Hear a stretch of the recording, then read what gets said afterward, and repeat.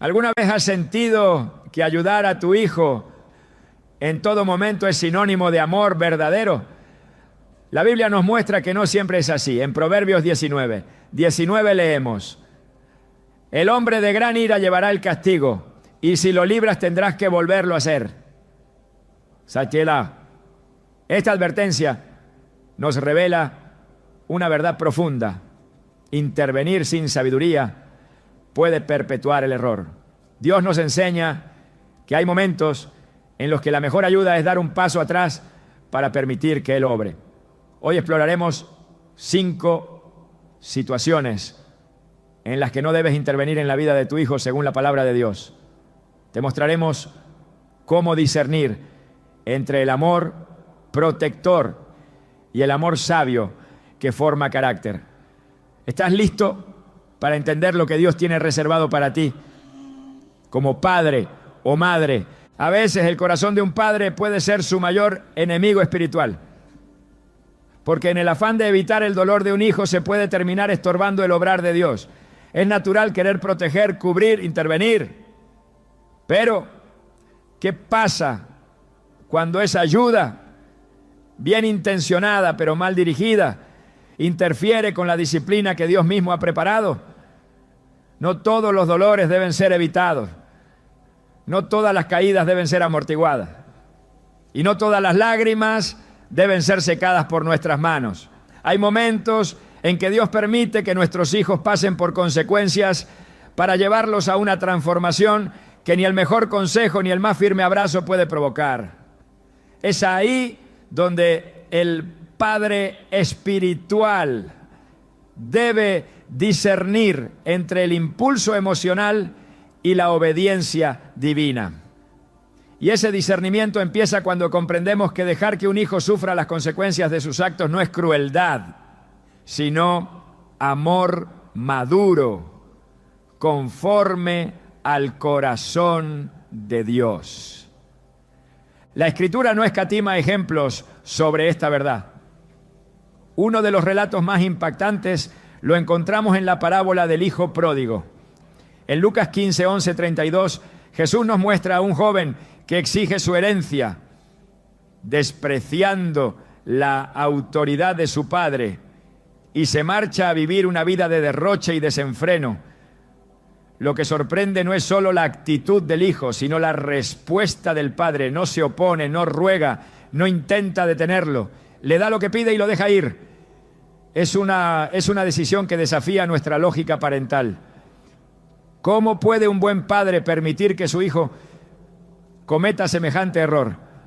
Pero ahí está la sabiduría divina reflejada. El padre no lo sigue, no manda cartas, no manda ayuda, no rescata. Deja que su hijo toque fondo, porque sabe que solo en ese punto podrá reconocer la profundidad de su necesidad. El texto dice que cuando el joven gastó todo y empezó a pasar hambre, volviendo en sí, dijo: me levantaré e iré a mi padre.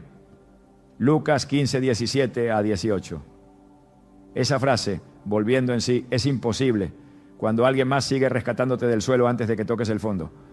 Dios mismo actúa así con nosotros. Hebreos 12, 6 declara: porque el Señor disciplina al que ama y azota a todo el que recibe por hijo. Este principio no cambia con nuestros hijos. Si Dios permite que enfrenten la cosecha de lo que han sembrado, no es castigo, es redención en proceso. Y cuando nosotros intervenimos para evitar ese proceso, no estamos ayudando, ya estamos estorbando. Muchos padres, movidos por un amor inmaduro o por culpa no resuelta, terminan liberando a sus hijos de situaciones que deberían enfrentar. Pagan deudas que no les corresponden. Sacan a sus hijos de cárceles emocionales o incluso físicas que ellos mismos se forjaron.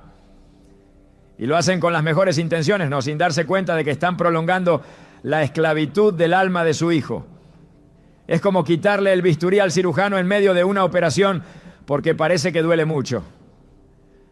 Pero el dolor que redime no debe ser interrumpido. El arrepentimiento profundo rara vez nace en un lugar cómodo. El apóstol Pablo lo entendía con claridad. En 1 Corintios 5 encontramos el caso de un hombre que vivía en pecado sexual grave. Y Pablo instruye a la iglesia a entregarlo a Satanás para destrucción de la carne, a fin de que el espíritu sea salvo en el día del Señor Jesús. Phil 2:5. La instrucción es dura, no era una sugerencia blanda, era una orden clara, que enfrente las consecuencias, que el peso de sus actos lo quebrante, que la disciplina lo lleve a la salvación. Esa misma actitud debe tomar un padre sabio cuando su hijo, ya advertido, persiste en el error. No por frialdad, sino por fe. No por orgullo, sino por obediencia. Hay padres que siguen intercediendo cuando ya deberían estar en silencio. Siguen corriendo detrás del hijo mientras Dios espera que se detengan. Y es que la fe también se manifiesta en saber cuándo parar. Job, un hombre justo, hacía sacrificios continuamente, por si acaso sus hijos pecaban. Su intención era buena, pero Dios permitió que todo fuera removido. Y cuando sus hijos murieron en medio del juicio divino, Job no se rebeló, no culpó a Dios, no lo cuestionó. Dijo: Jehová dio y Jehová quitó. Bendito sea el nombre de Jehová. Job 1:21. Aunque el dolor era inmenso, su corazón entendía el principio. Lo que Dios permite tiene un propósito más alto del que nuestros ojos pueden ver. Muchos padres oran para que Dios cambie a sus hijos, pero luego actúan para evitar que ese cambio suceda. Y es que el proceso de transformación muchas veces pasa por el fuego. Daniel fue arrojado al foso de los leones. Sus amigos fueron lanzados al horno de fuego. José fue vendido como esclavo y encarcelado injustamente. ¿Qué padre no hubiera querido evitarles eso? Pero sin esos momentos nunca habrían llegado al lugar que Dios les había destinado. El foso era parte del plan. El horno era parte del propósito. La cárcel era parte del diseño. Y cuando nosotros interferimos para que nuestros hijos no atraviesen esos lugares oscuros, no los estamos protegiendo. Los estamos desviando del destino que Dios tiene preparado. Dios permite el quebranto para destruir la autosuficiencia. El joven que despilfarró la herencia no regresó porque recapacitó de repente en medio del placer. Regresó porque sintió hambre. Regresó porque los cerdos comían mejor que él. Y es ahí donde muchos padres fallan. Apenas el hijo se queja, apenas llora, apenas pide ayuda, ahí están para correr, para dar dinero, para justificar, para salvar. Pero no se dan cuenta de que están matando la semilla del arrepentimiento justo cuando estaba a punto de germinar. Porque la verdadera transformación no ocurre con discursos, ocurre con desesperación, ocurre cuando el alma se encuentra vacía de todo y reconoce que solo Dios puede llenar. En 2 Samuel 12, el profeta Natán confronta a David por su pecado con Betsabé. Dios perdona a David, pero también le dice que su hijo morirá. David ora, ayuna, se postra en tierra, pero el niño muere igual. Cuando sus siervos le preguntan por qué ella no ayuna ni llora, él responde: wow, yo iré a él, mas él no volverá a mí. 2 Samuel 12:23. David entendió algo que muchos padres no logran aceptar. Hay consecuencias que ni la oración puede revertir. Hay momentos en los que Dios actúa con firmeza y nuestra única opción es rendirnos ante su soberanía. En lugar de intentar torcer el brazo divino, debemos doblar nuestras rodillas y decir: hágase tu voluntad. La fe de un padre no se mide solo por cuántas veces ora, sino por cuántas veces obedece, por cuántas veces calla cuando quiere hablar, por cuántas veces espera cuando todo en su alma clama por intervenir. En Éxodo 14:14 Moisés le dice al pueblo: cuando el ejército de Egipto los persigue, Jehová peleará por vosotros y vosotros estaréis tranquilo. Esa es la posición del padre que confía en Dios, quietud. No pasividad, sino confianza activa. Porque a veces quedarse quieto es el acto de fe más poderoso. Es el grito silencioso que dice: creo que Dios ama más a mi hijo que yo. Creo que Él sabe lo que está haciendo. Creo que aunque no lo entienda, el plan sigue en marcha. Es en esa quietud donde se gesta la transformación. Porque mientras tú callas, Dios habla. Mientras tú sueltas, Dios recoge. Mientras tú descansas, Él trabaja. Pero si tú estás en el medio, interrumpiendo, explicando, justificando, manipulando, Dios se hace a un lado, porque no comparte el trono con nuestras emociones, no obra donde no hay espacio. Y muchas veces el mayor acto de fe es decir: Padre, te entrego a mi hijo, aunque duela, aunque no entienda, aunque todo en mí quiera intervenir, me retiro para que tú entres. La historia del hijo pródigo termina con redención, pero no sin antes pasar por el hambre, la soledad, la humillación. Esa es la escuela de Dios, no es cruel, es perfecta, porque el hijo que volvió ya no era el mismo que se fue. El que se fue pidió herencia, el que volvió pidió perdón, el que se fue quería libertad, el que volvió buscaba restauración. Ese cambio no fue obra del Padre, fue fruto del proceso. Y eso es lo que todo padre espiritual debe anhelar. No un hijo rescatado antes de tiempo, sino un hijo transformado por el trato divino. Así como Jesús se retiraba a lugares solitarios para orar y dejar que la voluntad del Padre se cumpliera, nosotros también debemos aprender a retirarnos, no porque dejemos de amar, sino porque aprendemos a amar mejor. Un amor que confía en Dios más que en nuestras manos. Un amor que sabe que a veces no ayudar es la ayuda que más transforma, ¿no? Porque el verdadero amor no siempre se ve como un rescate. A veces se ve como una puerta cerrada, como un silencio, como una espera.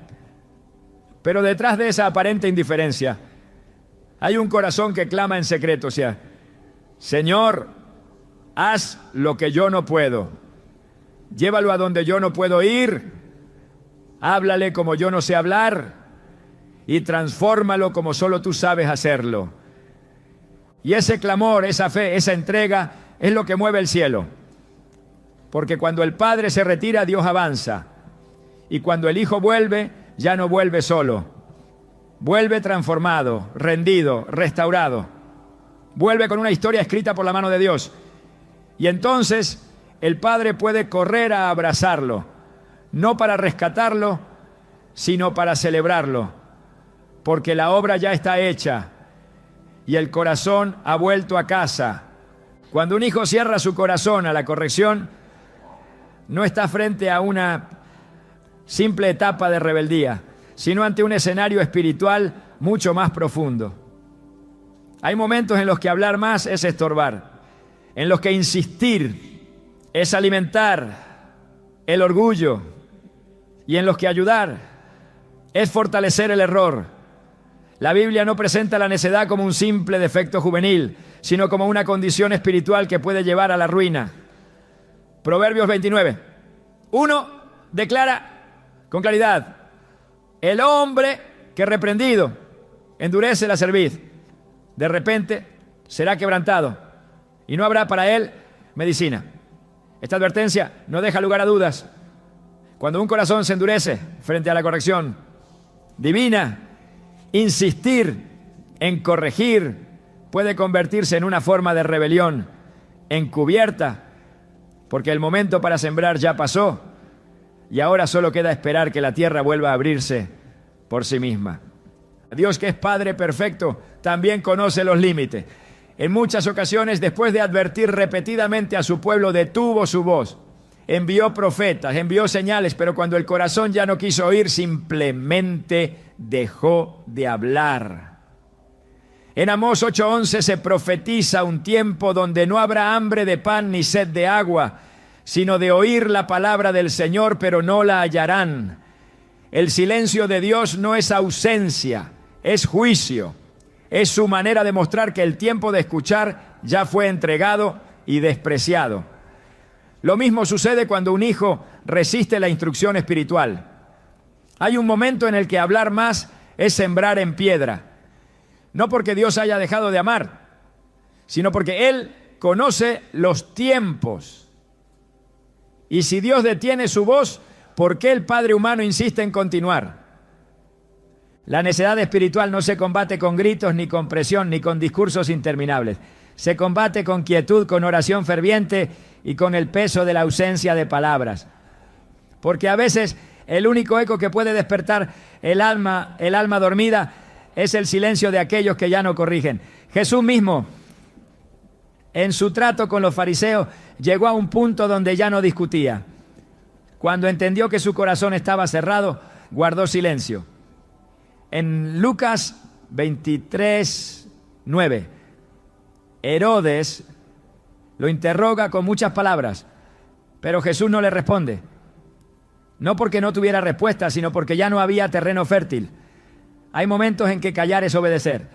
Y si el mismo Hijo de Dios se negó a hablar cuando el corazón delante de Él no estaba dispuesto, ¿cuánto más debemos nosotros reconocer cuándo es tiempo de dejar de insistir? Insistir más allá del tiempo que Dios ha marcado no es amor, es presunción. Es creer que nuestras palabras tienen más poder que el obrar del Espíritu. Es pensar que si solo dijéramos una frase más, si lográramos encontrar la forma correcta, entonces cambiaría. Pero el corazón no cambia por lógica, ni por emoción. Cambia cuando el Espíritu de Dios lo toca. Y ese toque muchas veces ocurre cuando todo alrededor guarda silencio. Proverbios 26:4 dice: no respondas al necio según su necedad, para que no seas tú también como él.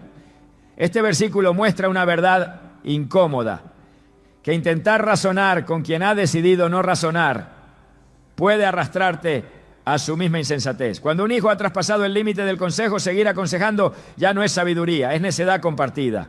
El orgullo cierra la puerta a la corrección, y la Biblia es clara respecto al destino del orgulloso. Proverbios 16:18 afirma: antes del quebrantamiento es la soberbia, y antes de la caída la altivez de espíritu. Por eso, cuando un hijo se cierra con altivez a todo consejo, no se está preparando para el éxito, sino para la caída. Y el padre que insiste en corregir en ese momento no lo está salvando, lo está interponiendo entre el hijo y el proceso que Dios ya ha establecido. En esos casos, el acto más difícil y más sabio es detenerse. Detenerse no por resignación, sino por obediencia. Detenerse no por falta de amor, sino porque el amor maduro sabe que el momento de hablar ha pasado y ahora es tiempo de esperar. Esperar no es abandono. Esperar es una forma de batalla espiritual. Es confiar en que Dios hará lo que tú ya no puedes hacer, en que su palabra sembrada años atrás no volverá vacía, en que su Espíritu, que conoce los caminos del alma, sabrá encontrar la grieta por donde entrar. Isaías 55:11 lo promete: así será mi palabra que sale de mi boca. No volverá a mí vacía, sino que hará lo que yo quiero, y será prosperada en aquello para que la envié. Esa palabra que hablaste cuando Él sí escuchaba, esa enseñanza que diste cuando había apertura, esa semilla aún está viva. No necesitas seguir sembrando en tierra dura. Necesitas esperar a que la lluvia del cielo ablande el suelo. El peligro de seguir corrigiendo a un corazón cerrado es que el consejo ya no se recibe como guía, sino como provocación. La corrección, cuando se entrega fuera de tiempo, puede convertirse en ofensa, en obstáculo, en argumento para endurecerse más. Así lo vivió Moisés con el pueblo en el desierto. En múltiples ocasiones Dios le indicó que no hablara más, que no insistiera, porque el pueblo había endurecido su cerviz. En Deuteronomio 9:13 Dios dice: he visto a este pueblo, y he aquí que es pueblo duro de cerviz. La terquedad del corazón fue lo que provocó que generaciones enteras murieran sin ver la tierra prometida. Porque Dios no fuerza la obediencia, y nosotros tampoco debemos forzarla. El amor no impone verdad a gritos. El amor ora, espera y permite que el Espíritu haga lo que solo Él puede hacer. Un hijo necio no necesita más palabras, necesita vacío. El vacío de la ausencia de instrucción. El silencio que pesa más que un sermón. Porque cuando el Padre guarda silencio, el eco de la verdad empieza a resonar en el alma. Y en ese eco, muchas veces, el Espíritu comienza su obra. Hay un momento en que lo más espiritual que puedes hacer por un hijo es cerrar tu boca y abrir tu corazón en oración.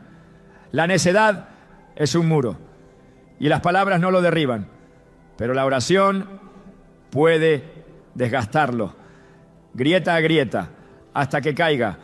Jesús enseñó que no se echan perlas delante de los cerdos, ni se da lo santo a los perros, porque lo pisotearán y se volverán contra ti. Mateo 7:6. Esta enseñanza no se refiere al valor de las personas, sino a la disposición de su corazón. Una perla lanzada a quien no la valora se vuelve en contra del que la entrega. Lo mismo sucede con el consejo cuando el corazón no quiere escuchar lo que en otro momento hubiera sido sabiduría. En el contexto de la necedad se transforma en motivo de burla, de rechazo, de más resistencia. Por eso, la sabiduría no está solo en saber qué decir, sino en saber cuándo callar. Y cuando el corazón de tu hijo está cerrado, ese es el momento exacto en que el silencio se convierte en la más poderosa forma de amor. Hay padres que creen que su misión es hablar siempre, aconsejar siempre, intervenir siempre. Pero hay un tiempo para todo. Eclesiastés 3:7 nos recuerda que hay tiempo de callar y tiempo de hablar. Saber cuál es cada uno es lo que distingue a un padre maduro de un padre impulsado por el miedo. El miedo habla de más. La fe sabe esperar. El miedo corre a intervenir. La fe permanece en oración. El miedo intenta controlar. La fe suelta con confianza. Porque un padre lleno de fe no necesita forzar la obediencia. Sabe que el Dios que llama también convence. Y que el Dios que siembra también cosecha, aun si tarda. Cuando el hijo necio comienza a vivir las consecuencias de su actitud, ahí es cuando la palabra sembrada empieza a germinar. El quebranto abre la puerta que la corrección no pudo abrir. Y es entonces cuando tus palabras volverán a tener peso, no por su fuerza, sino por el hambre del que ahora quiere escucharlas.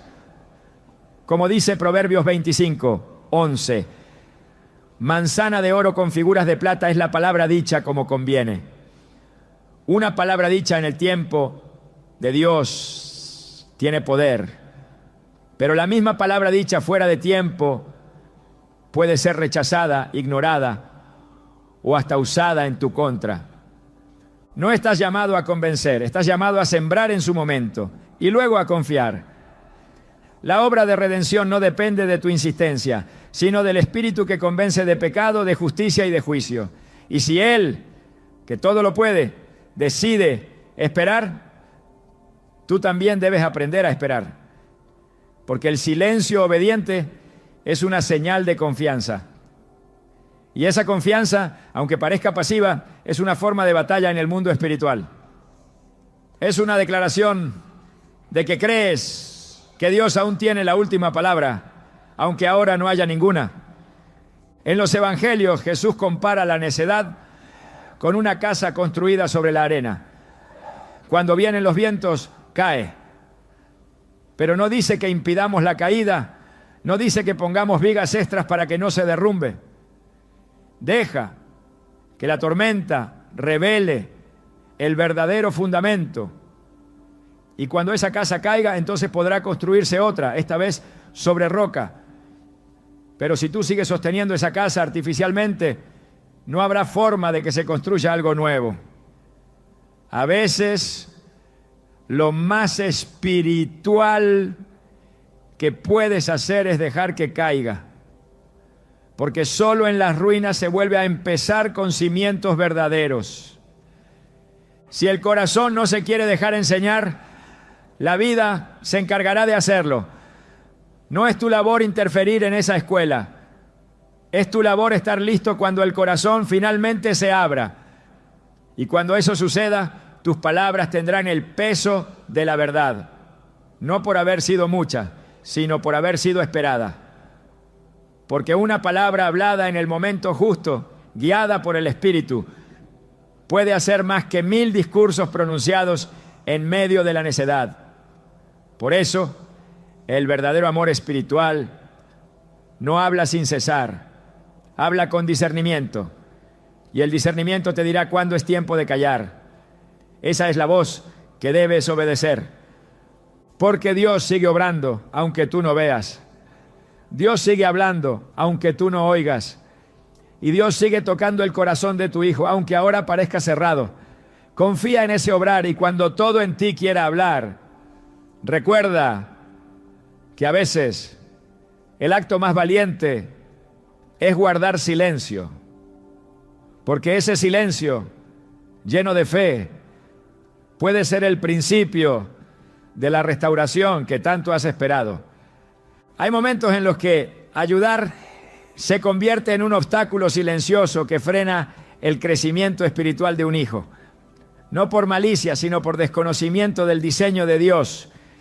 Porque lo que para el corazón de un padre o madre representa un acto de amor, en el plano espiritual puede ser una barrera que impide la maduración. La Biblia es clara al mostrar que la formación del carácter, la independencia emocional y la madurez espiritual no se alcanzan mediante la protección excesiva, sino a través del proceso que produce resistencia, esfuerzo y responsabilidad. El amor que todo lo resuelve no edifica. Lo que fortalece al alma no es la ausencia de dificultad, sino la experiencia de superarla con la guía de Dios. Si un hijo aprende que siempre puede contar con la intervención de sus padres para evitarle el costo de sus decisiones, nunca desarrollará la musculatura espiritual que lo prepare para obedecer a Dios por convicción y no por conveniencia. Desde el principio, Dios estableció un modelo de formación en el que cada ser humano debe asumir su responsabilidad. En Génesis, cuando Adán y Eva pecaron, Dios no intervino para evitar las consecuencias. No impidió que sintieran vergüenza, ni detuvo su expulsión del huerto.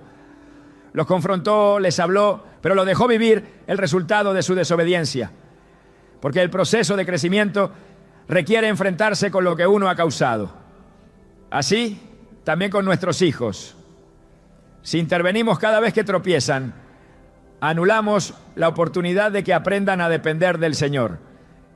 Les enseñamos sin querer que sus actos no tienen consecuencias reales, que siempre hay alguien que resolverá lo que ellos han roto. Ese mensaje forma adultos frágiles, emocionalmente inestables y espiritualmente vacíos. Proverbios 22:6 nos instruye. Instruye al niño en su camino y aun cuando fuere viejo no se apartará de él. Esta instrucción no implica resolverle la vida, sino mostrarle el camino, enseñarle principios, dejarle espacio para caminar por sí mismo. La formación espiritual no ocurre cuando se evita el dolor, sino cuando se enseña a caminar en medio de él. No hay madurez sin responsabilidad, ni carácter sin desafío. Si un hijo crece sabiendo que su padre o madre siempre intervendrá para evitarle el esfuerzo, nunca sentirá la necesidad de buscar a Dios. Su confianza se anclará en el auxilio humano, no en la provisión divina. Israel pasó por el desierto 40 años, no porque Dios no pudiera llevarlos en días a la tierra prometida, sino porque era necesario que desarrollaran fe, obediencia y dependencia. Deuteronomio 8:2 dice: y te acordarás de todo el camino por donde te ha traído Jehová tu Dios, estos 40 años en el desierto, para afligirte, para probarte, para saber lo que había en tu corazón, si habías de guardar o no sus mandamientos. El desierto fue escuela, no castigo. Fue una oportunidad de maduración. Así también hay etapas en la vida de nuestros hijos que deben parecer desierto. Lugares donde el padre no puede intervenir, porque si lo hiciera, anularía el proceso. Cada dificultad que enfrentan solos es una oportunidad para descubrir a Dios como proveedor, guía y consolador. Y si nosotros ocupamos ese lugar, ellos no lo buscarán a Él. La inmadurez se alimenta del auxilio constante. Un hijo que siempre recibe ayuda para salir de sus errores, para evitar sus pagos, para cubrir sus faltas, nunca aprenderá a rendirse ante Dios. Porque el que no enfrenta consecuencias no reconoce límites. Y el que no reconoce límites no busca redención. La madurez espiritual nace del reconocimiento del pecado, de la necesidad del vacío. Si el padre llena todos los espacios, impide que el hijo sienta el vacío que lo llevaría a los pies de Cristo. Por eso el amor que todo lo facilita puede ser, sin saberlo, un enemigo del arrepentimiento. En el Nuevo Testamento Jesús no rehuyó confrontar a quienes buscaban milagros sin compromiso. En Juan 6, después de alimentar a la multitud, muchos lo siguieron solo por el pan. Jesús les dice en el versículo 26, de cierto, os digo que me buscáis, no porque habéis visto las señales, sino porque comisteis el pan y os saciasteis. No les dio más pan, no multiplicó nada. Les habló de compromiso, de entrega, de una vida que exige sacrificio. Muchos se apartaron, pero Jesús no lo detuvo, no suavizó el mensaje, porque sabía que seguir alimentando una fe infantil produciría discípulos inmaduros, incapaces de sostenerse cuando llegara la prueba. Del mismo modo, si los padres dan y dan sin enseñar responsabilidad, sus hijos crecerán esperando milagros sin cruz, bendiciones sin obediencia, y eso los alejará de la verdad del Evangelio. La ayuda mal aplicada destruye el proceso de Dios. En lugar de formar adultos preparados para la vida, produce dependientes que no saben enfrentar el fracaso. Cada vez que se impide que un hijo enfrente una consecuencia, se forma una debilidad. Y cada debilidad que se alimenta con protección se convierte en una fortaleza espiritual mal edificada. Una vida sostenida por otros no puede ser testimonio del poder de Dios, porque solo quien ha caminado solo con el Señor puede hablar de su fidelidad. Jesús dijo en Mateo 7, 24 a 25, que el hombre sabio es el que construye sobre la roca, y cuando vienen lluvias, vientos y ríos, su casa no cae. La estructura espiritual que resiste no se edifica con protección constante, sino con instrucción y espacio. El padre sabio no construye la casa por su hijo, le enseña dónde poner los cimientos y luego lo deja construir, aunque se equivoque, aunque demore, porque sabe que el que no edifica con sus propias manos no valora la firmeza de su casa. No es falta de amor permitir que un hijo afronte las consecuencias de su inmadurez. Es un acto de confianza en el poder del Espíritu. Porque donde el dolor comienza, muchas veces comienza también la búsqueda. El joven rico se acercó a Jesús con buenas intenciones, pero cuando se le pidió soltar sus riquezas, se fue triste. Jesús no corrió tras él, no lo persuadió, no lo sostuvo emocionalmente, lo dejó ir, porque el proceso que ese joven necesitaba requería tocar su idolatría más profunda. Así también hay procesos en la vida de nuestros hijos que no podemos apresurar ni evitar. No todos están listos para obedecer. Algunos necesitan fracasar Y eso no debe asustar a un padre lleno de fe. El Salmo 119, 67 dice: antes que fuera yo humillado, descarriado andaba, mas ahora guardo tu palabra. El camino de la obediencia muchas veces se abre después de una caída. Si evitamos esa caída, evitamos también el despertar. Si resolvemos todo por ello, se acostumbran a vivir en la comodidad de la irresponsabilidad.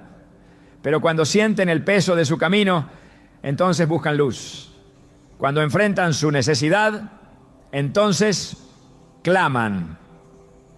La madurez espiritual llega cuando el alma reconoce que sin Dios no hay sustento, y eso no ocurre en un ambiente donde todo está siempre resuelto. La obediencia no puede imponerse, debe brotar del entendimiento. Y el entendimiento llega cuando se han agotado las propias fuerzas. Por eso Dios a menudo permite que sus hijos lleguen al final de sus recursos para enseñarles a depender. Así también con los nuestros. Si siempre proveemos, si siempre resolvemos, si siempre intervenimos, nuestros hijos no llegarán al final de sus recursos. Y si no llegan ahí, no descubrirán la fuente inagotable que es Cristo. Dios no actúa como un padre que protege del esfuerzo. Actúa como un padre que permite que sus hijos atraviesen valles para que conozcan su vara y su cayado. En el Salmo 23, el valle de sombra no se evita, se atraviesa. Y allí se manifiesta el consuelo, no antes, no sin dificultad, sino en medio de ella. Los padres deben permitir que sus hijos pasen por esos valles, que caminen solos en ciertas etapas, porque es en ese trayecto donde el alma aprende a mirar hacia lo alto. Cada paso que el hijo da solo, guiado por la instrucción que recibió, afirma su caminar. Cada decisión tomada sin intervención confirma que ha comprendido. La madurez no se alcanza cuando todo sale bien. Se alcanza cuando, al caer, el hijo sabe levantarse. Cuando, al equivocarse, busca consejo. Cuando, en la necesidad, eleva sus ojos al cielo en vez de mirar al bolsillo de sus padres. Ese es el fruto de una crianza que instruye sin invadir, que ama sin sofocar, que confía en Dios más que en su propia capacidad de resolver. El apóstol Pablo escribió en Gálatas 6:5: cada uno llevará su propia carga. Este principio aplica también a nuestros hijos. Deben aprender a cargar lo que les corresponde. Si nosotros llevamos su carga constantemente, nunca sabrán cuánto pesa la responsabilidad. Y si no saben cuánto pesa, nunca aprenderán a valorar la obediencia que aligera el alma. Por eso hay que enseñar, corregir, pero también apartarse, no como acto de indiferencia, sino como manifestación de sabiduría. No todo lo que se cae necesita ser levantado por nuestras manos. Hay cosas que deben permanecer en el suelo para que quien lo tiró aprenda a recogerlo. Hay errores que no deben ser corregidos por los padres, sino por las consecuencias. Hay momentos en que soltar no es desamor, sino confianza en el poder de Dios para trabajar en lo que nosotros no podemos cambiar. Así como Dios nos permite enfrentar nuestras propias decisiones para formarnos, debemos permitir que nuestros hijos también enfrenten las suyas. No es crueldad, es redención en proceso. Y el que ama permite ese proceso, aunque duela, porque sabe que al final ese hijo conocerá a Dios no por lo que sus padres hicieron, sino por lo que él mismo vivió. Esa es la meta de todo padre espiritual. Formar un hijo que camine con Dios por decisión propia, no por dependencia heredada. Un hijo que sepa caer y levantarse, tropezar y volver al camino porque aprendió a escuchar la voz de su pastor, no solo la de su padre. Cuando comprendes esto, ayudas de verdad, no con soluciones, no, sino con formación, no con intervención, sino con fe, no con presencia constante, sino con oración constante, porque al final lo que sostiene no es la ayuda que se dio, sino la fe que se sembró. Y esa fe, cuando se madura, produce frutos que ningún error puede destruir, porque fueron formados en la tierra firme de la responsabilidad y la confianza en Dios. Cuando el quebranto llega a la vida de un hijo, el corazón de los padres tiembla. Todo en su interior clama por intervenir, por aliviar el dolor, por detener lo que parece una injusticia. Pero el quebranto en manos de Dios no es un castigo, sino un proceso divino que tiene como meta la transformación profunda del alma. Lo que desde fuera parece una pérdida, por dentro puede ser una obra maestra en construcción. Hay dolores que no se deben evitar porque son la herramienta que Dios usa para forjar lo que de otra manera nunca se desarrollaría. En ese tipo de momentos la ayuda no es una bendición, sino una interferencia. Y el que ayuda sin discernir estorba el trato de Dios. Dios quebranta para construir, no para destruir. Sus métodos no siempre se comprenden, pero sus propósitos son perfectos. Jeremías 18:4 presenta la imagen del alfarero, y la vasija de barro que él hacía se echó a perder en su mano, y volvió y la hizo otra vasija según le pareció mejor hacerla. El barro se rompe en las manos del alfarero, pero no para ser desechado, sino para ser rehecho. De igual forma, cuando Dios permite que un hijo sea quebrado, es porque algo nuevo, más firme, más útil, más santo, será formado. Pero si un padre interviene justo en ese momento, si intenta evitar que el quebranto se complete, entonces interrumpe el nuevo diseño que Dios estaba preparando. El proceso de quebranto es profundamente espiritual. Es el momento en que las estructuras humanas se colapsan. Las seguridades terrenales se disuelven. Las máscaras se caen y el alma se queda desnuda frente al Dios que todo lo ve. Es ahí donde ocurren las revelaciones más transformadoras.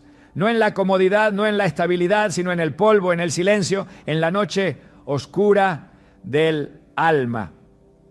En Génesis 32, Jacob lucha toda la noche con un varón. En ese encuentro, su muslo es tocado y queda cojo. Pero esa cojera es también el inicio de su nueva identidad. Ya no será Jacob el usurpador, sino Israel el que ha luchado con Dios y con los hombres y ha vencido.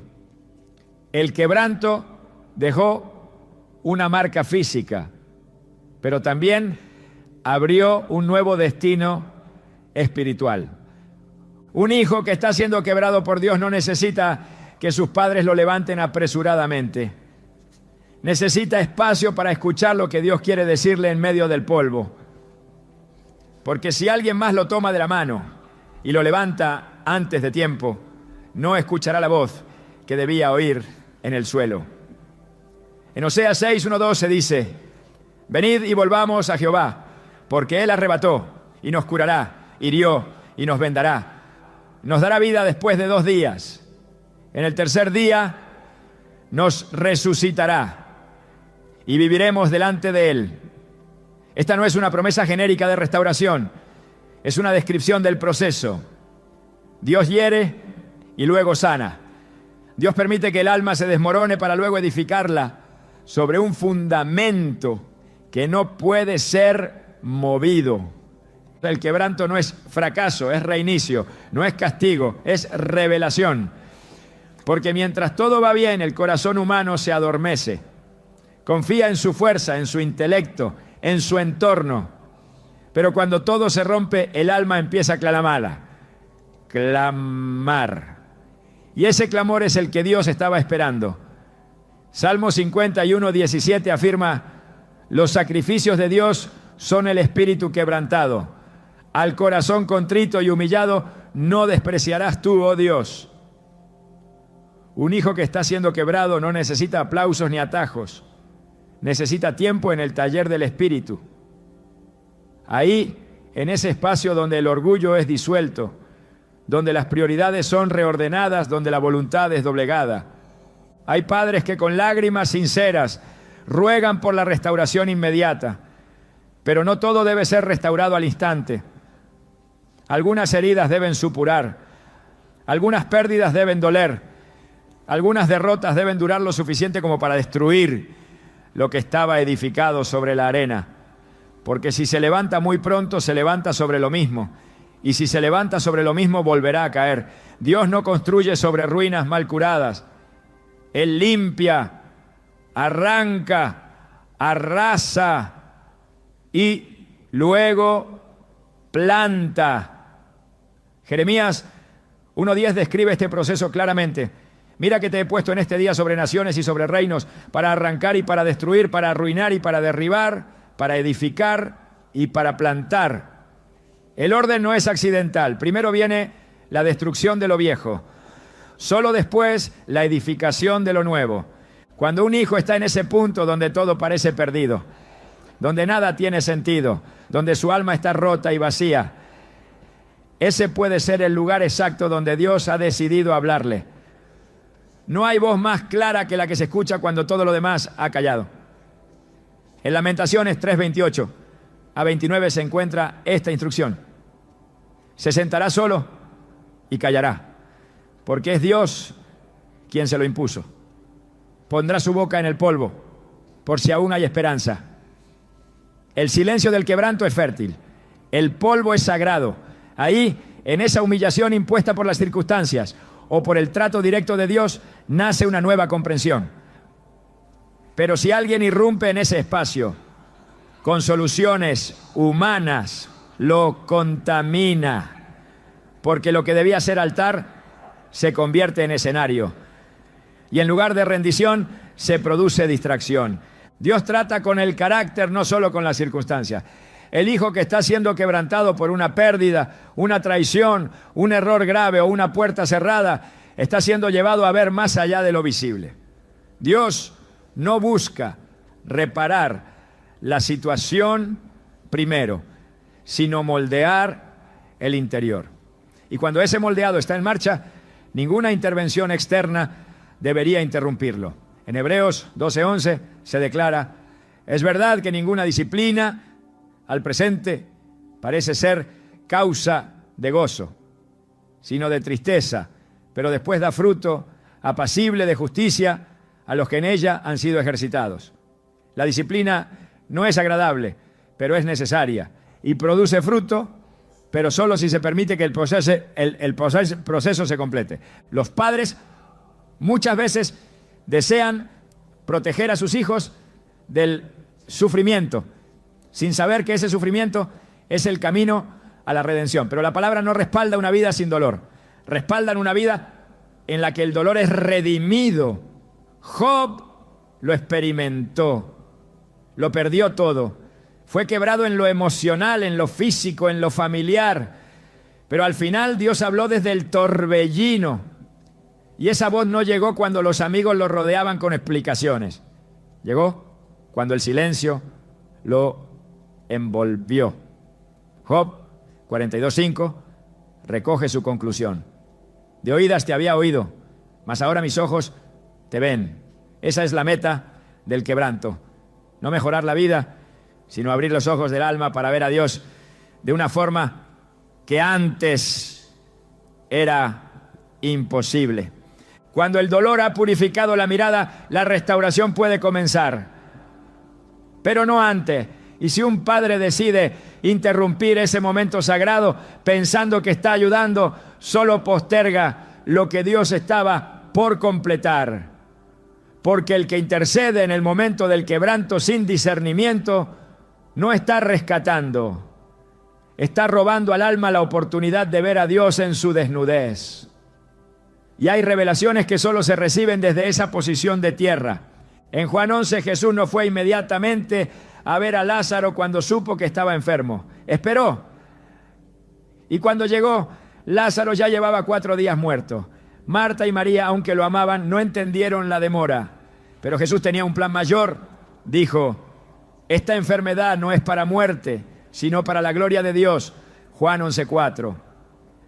La demora fue intencional. El quebranto fue necesario.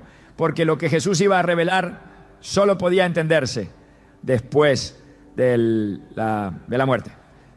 Y así también hay cosas en nuestros hijos que necesitan morir para que puedan ver la gloria de Dios. Si nos apresuramos a sanar lo que debía doler, negamos la oportunidad de una resurrección espiritual. El quebranto también revela el corazón necio. Lo que no se dobla en medio del dolor no se rendirá en la calma. Y Dios a veces permite el quebranto precisamente para exponer lo que está endurecido. Porque solo ahí se ve el verdadero contenido del alma.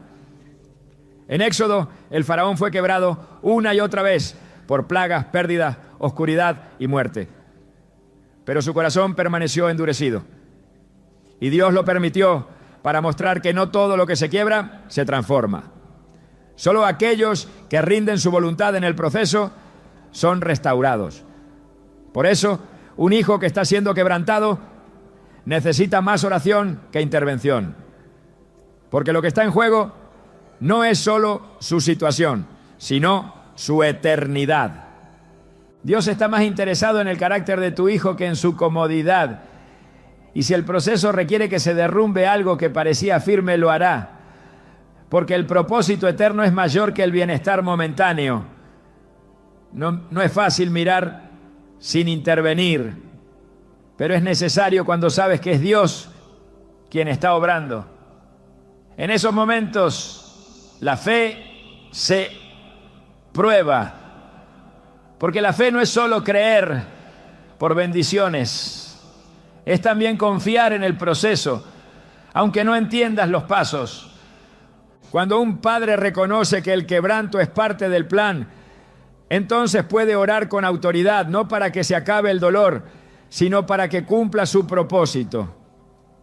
Puede mantenerse firme, no para rescatar, sino para sostener en oración a distancia. Puede esperar con esperanza, no por una solución inmediata, sino por una transformación que glorifique a Dios.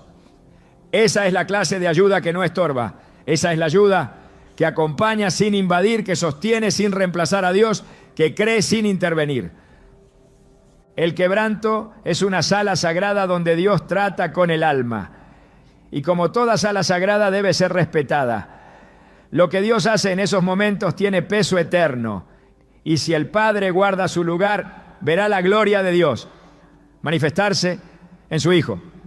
No porque lo rescató, sino porque supo no hacerlo. Porque entendió que hay dolores que salvan y que a veces no ayudar es obedecer. Esa obediencia silenciosa puede ser la llave que abre el corazón del Hijo para recibir el nuevo nombre que Dios ya tenía preparado desde antes que el quebranto comenzara.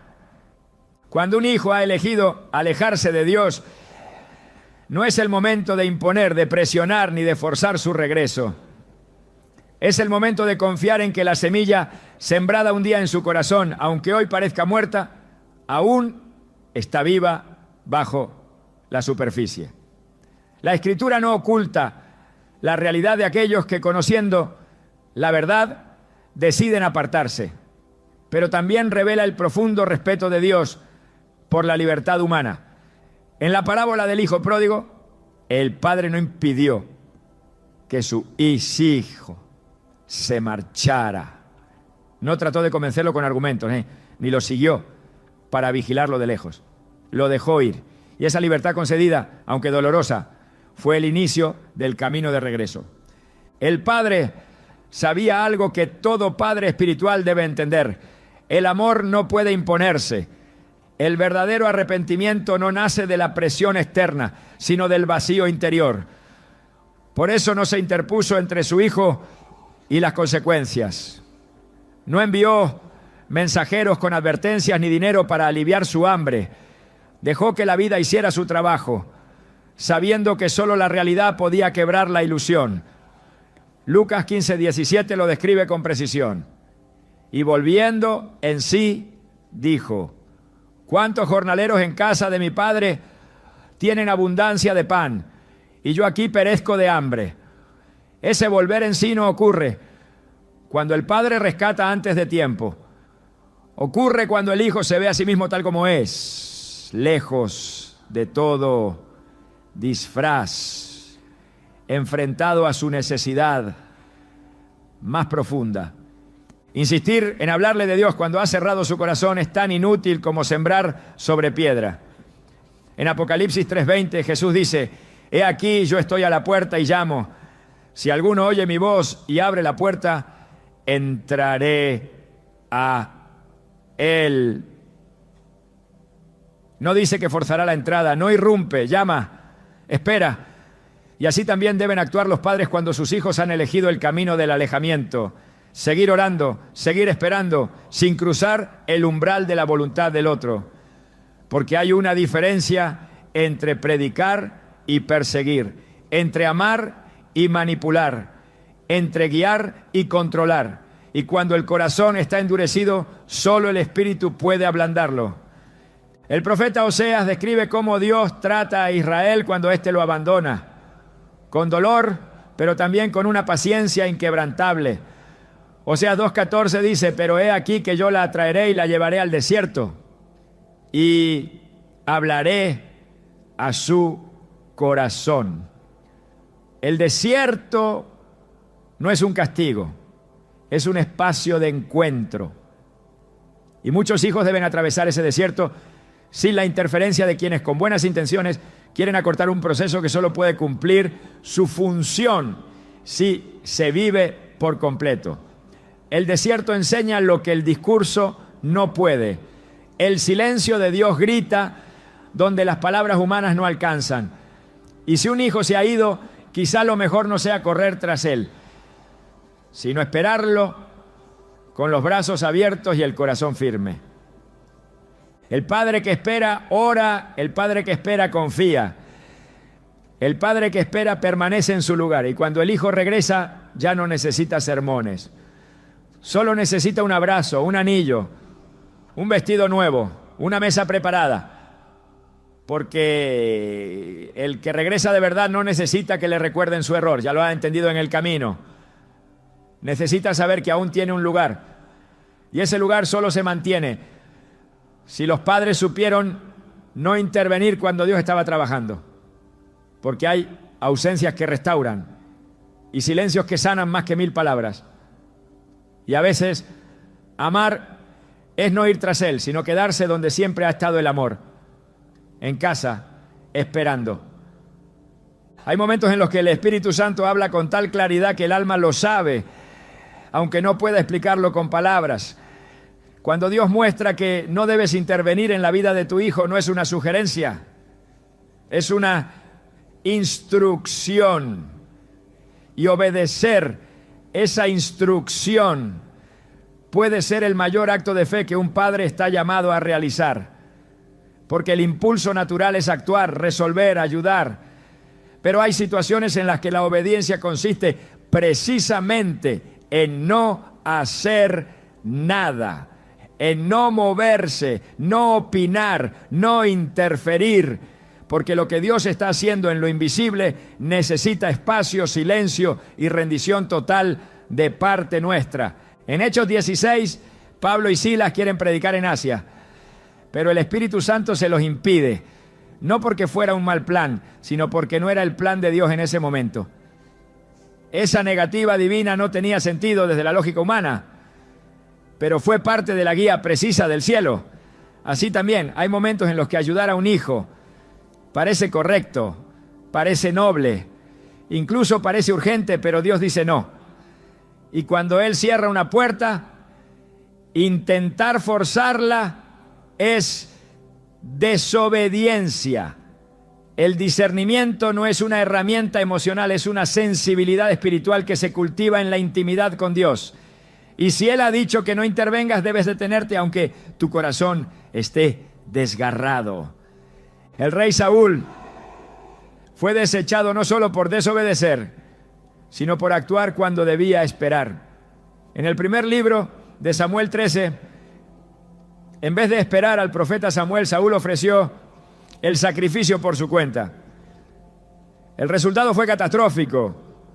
No se trataba de una falta de recursos, sino de una falta de obediencia.